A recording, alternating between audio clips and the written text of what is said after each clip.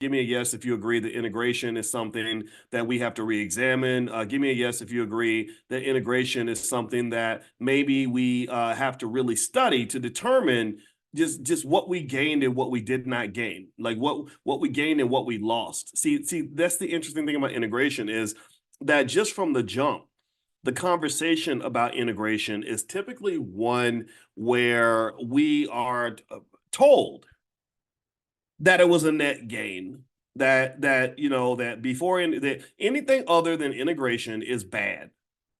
You know, any reference to black people being separated or put in a different category or doing their own thing or having their own stuff, that's just bad. That it's bad to even consider the idea that integration was anything other than a wonderful godsend sent to us from heaven, where we somehow have access to this better life. And one of the reasons why I think my lucky stars for Dr. Claude Anderson and also for people like Dr. George C. Frazier, who, by the way, is another goat. He's one of the goaties of the goats, and he's actually doing his conference. It's called Power Networking. And Dr. Frazier is going to join us in the Black Business School, by the way. These are the types of people that we like to recruit and work with. We like to work with people that deserve additional attention. You know, if I work with an entertainer, it has to be an entertainer that I respect on a certain level. So like D1, I'm bringing D1 into our financial consciousness training tomorrow because D1 is one of the few rappers I know who's made a lot of money without having to sell his soul and without having to support what the music industry has done to destroy the black family. He doesn't have to support what the music industry has done to ruin young black men. He doesn't have to support what the music industry has done to degrade and deface the image of the black woman around the world. So, so basically, Dr. George C. Frazier, you know, when you talk to him, you know, one thing that he explains very well is that we got to figure it out. We have to figure it out. And we have to get it together. You know, he explains that he says, you know, white folks ain't really even thinking about you like that. You live your whole life centered around what they think about you and what they want and how to make them happy. He said they ain't thinking. He said, you know what white folks are thinking about? What do y'all think white folks are thinking about? Put it in the chat. What do you think the average white person thinks about?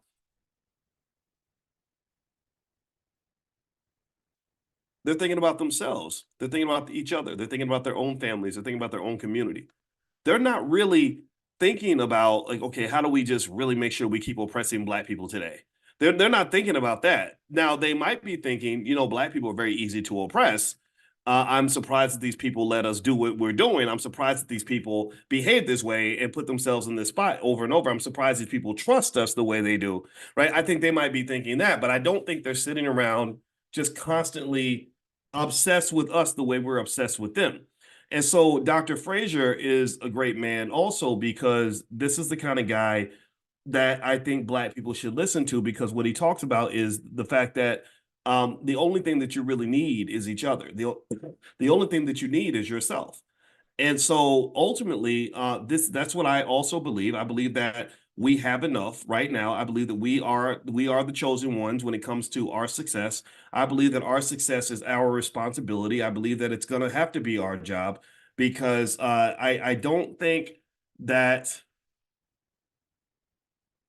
doing stupid stuff and then complaining about the results is going to get us the results that we're looking for. I don't think that going along with bad ideas and then complaining about the results of those bad ideas, like saying, oh my God, I'm oppressed. Look at how hard it is to be black. Repeating the same statistics every year, because that's what we do. We just every year you go to the NAACP awards or the Urban League stuff or whatever, and or the National Action Network, and they'll remind you how hard it is to be black and how black people are behind in pretty much every functional category known to man. And then it's like, okay, so what's your answer? Did you finish the equation? I mean, you know, you started things, but did you finish the discussion? Because finishing the discussion, it must end with a solution. And if the solution is we're going to keep asking white people for more jobs and more DEI, that's not a solution. To say that, oh, this is why we all got to make sure we show up and vote for Joe Biden for the 50th time. That's not a solution that's been proven to work. You know, if the solution is we're going to go march and protest and scream at the top of our lungs to make sure everyone knows how much we're suffering, that's not a good solution. effectively what that does is it makes absolutely 100% sure that if there are people, if there are malevolent people that want to oppress you, it makes 100% sure that they know that they're doing an effective job. You know, when you are being outrun by an adversary and they're winning the game, 185-4, and you're crying about it, basically what you're doing is you're telling your adversary, good job. You're letting the adversary know, okay, yeah, we're very weak over here. They say you shouldn't let your adversary know your weakness. You're telling them, hey, what you're doing is working. Keep it up, bud. That's what you're doing. You're not really creating a scenario where things are going to get better for you. And this is important to think about in the context of what's happening now in our society. Right now, there's a whole debate about diversity, equity, and inclusion. There's a whole debate over whether or not it was right for them to brutally destroy thousands of jobs right after all the DEI stuff went away, and suddenly they're going through and they're literally eliminating entire offices. Corporations are ripping up their DEI statements, which they hastily wrote during in 2020 just to appease you politically, so you would make sure that you voted for who they wanted you to vote for, and we're just screaming about it. But the question becomes, do you have a solution that you can use that does not involve simply sitting there and crying like a little child?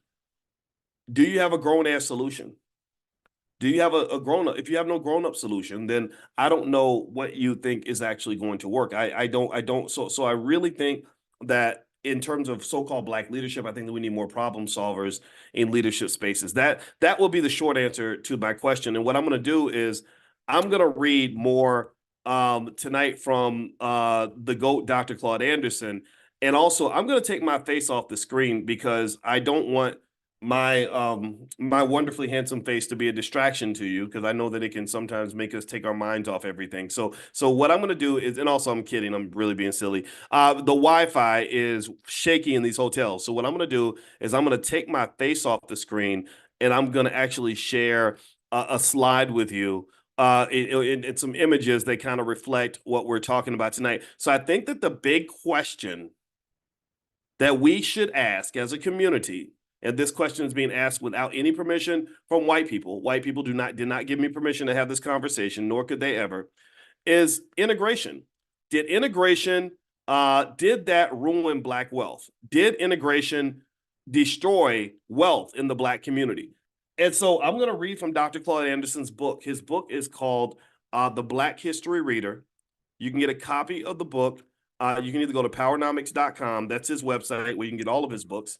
And also, if you go to drboycebooks.com, there are some books of his in Dr. Boyce books, right? And also there's like bundle packs and stuff that we have where you can get his book and my book at the same time. I'll share that link with you. And so I'm going to start on page 109. And also, if you're not on the text list to get invitations to our weekly book club meetings, just pull out your phone right now and put in the phone number 87948. Somebody type that in the chat. Put 87948 in the text in your phone, and then text one word to that phone number. The word is greatness. Text the word greatness to 87948, and I will invite you to our weekly Powernomics training. This is what we're all about in the Black Business School. So it says here, question 35 is this: were Blacks legally or symbolically emancipated from institutionalized enslavement? And this is an important question to say, like, how did you get free? What happened? What happened during slavery?